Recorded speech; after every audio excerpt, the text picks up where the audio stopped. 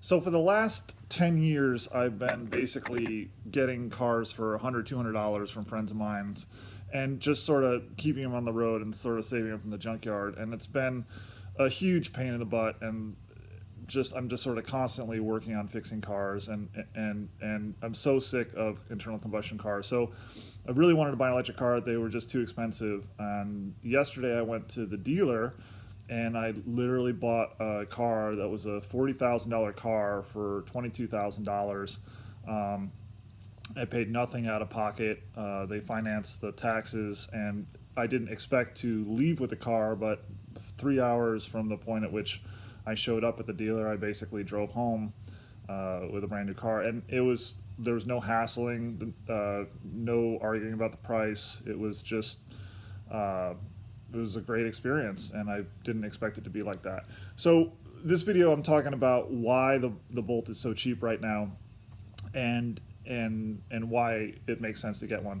So basically, the new model of Bolt is coming out. It hasn't been refreshed since its beginning, and they finally did a redesign on it, and it's being released in about 2 months. So what's happening is the dealers are giving massive incentives to just try to get these old Bolts off the lot. So I live in Ithaca, New York, which is sort of a hippie town, and they bought a lot of Bolts, and then the coronavirus hit, and they haven't been able to move any of them. They have about 15 or 20 Bolts on the lot right now, and they're all between $22,000 and $24,000, even though the sticker prices are pretty high. The nice thing about McGuire is that they bought all the cars with the fast charging option, which is normally a $750 option, and I'm not interested in getting an electric car that doesn't have the fast charging option. So the 480 volt charging isn't widely available right now, but I feel like in the next 4 years with the Biden administration,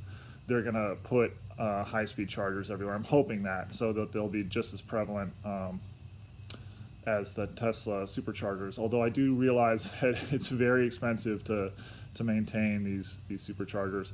But running the calculations on this car, it became clear that if the car lasts for 10 years as it should, I would basically be able to drive a brand new car for free. And at that price, it sort of becomes crazy to not buy the car, because not only are you doing the right thing for the environment, you're basically getting to drive a brand new car for free, as opposed to driving all these crappy cars that I get for almost nothing, and then I have to fix them myself, which is a huge pain. So there's also sort of a common misconception out there that people are like, oh, I have to have access to an electric car charging station in order to have an electric car, and that's actually not true at all. So the Bolt comes with a 120 volt cord that you can plug into any household outlet, and you can charge it at either 12 amps or 8 amps. For me personally, I'm probably going to charge it at 8 amps because it's going to be less strain on the battery and less strain on the outlet. If you charge it at 12 amps, you have to make sure you have it's a good quality outlet that's wired correctly, because otherwise you could melt the outlet. If it's a 20 amp outlet, you won't melt the outlet. So if you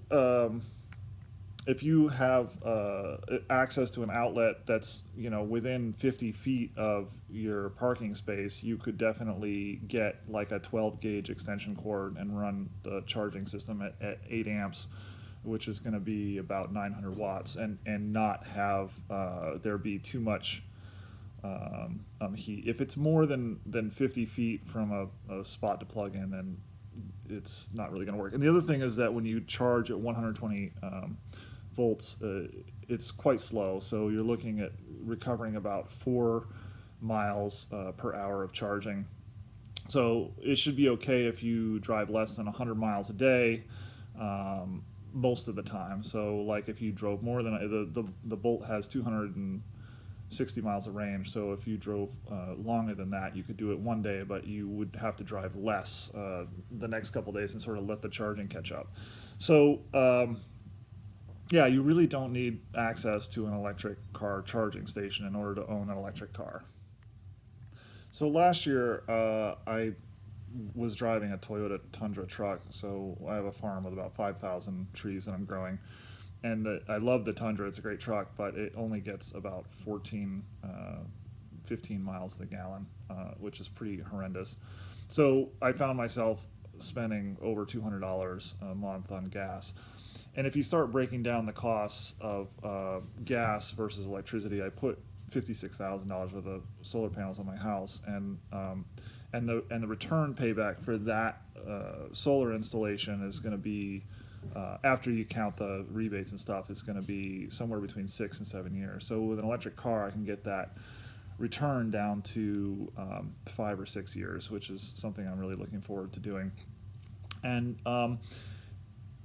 because I'm generating my own electricity for free, I'm basically saving $200 a month in gas that I would be otherwise spending. So, that's basically basically $24,000, which just in gas savings alone pays for the car over a 10-year period.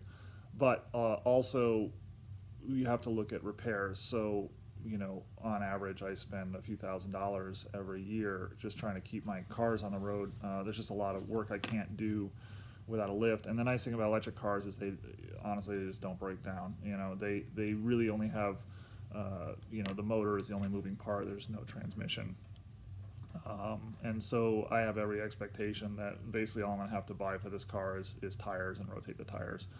And then also, because it's a brand new car, I have the warranty on the battery. So that's sort of crazy too. And then with the insurance company, it's really nuts, because for an extra $7 a month, Allstate has a program called a Gold program, where if I wreck the car in the first 3 years, they basically just give me the money to buy a new car. And this car is, $41,000. They don't depreciate it. So, and they have accident forgiveness. It's sort of crazy. I don't know how they're able to do that, but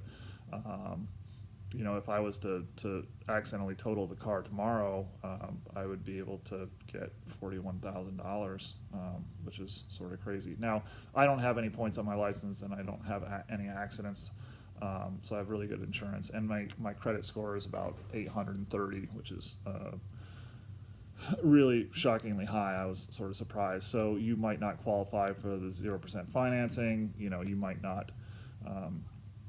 It might be a little bit different for you, but still, right now the numbers really work to get a Chevy Bolt, an electric car, and the range on it is about 260 miles. So I think it's got enough range that it makes sense for pretty much any application.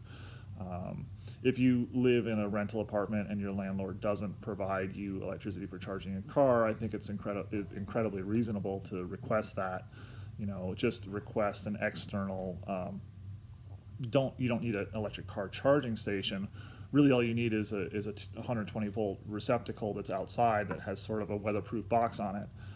And I'm a landlord. I have 4 tenants, and I would certainly provide that for my tenants. And I think anyone who's a good landlord would do that for their tenants as well. So if the landlord wants to have a system for charging you for the electricity for charging your car, you can point them in the direction of a small device that I found that monitors the electricity for the car. Or what you could just do is sell these $12 electricity monitors with a battery backup system. You plug them into the outlet. They're similar to the kilowatt system. The kilowatt is the big one, but it's like twice as much. You can get a clone brand that's about half the price from Amazon, and then that'll show you how many kilowatt hours you use, and they can look at that and use the honor system to pay for electricity. It doesn't cost very much you end up paying about a third of what you would pay for gas to use electricity in electric cars. And currently the price of electricity in New York is about 11 cents a kilowatt hour. So yeah, if you're on the fence about getting an electric car, I really feel like now is the time to do it. It's going to be a while before there's a deal this good. You're basically buying a brand new car for half price, and because the car pays for itself by not having to buy gas. If you're like me and you're driving a truck that gets 15 miles to the gallon, it absolutely makes financial sense. So thanks a lot for watching, and don't forget to subscribe. Have a great day.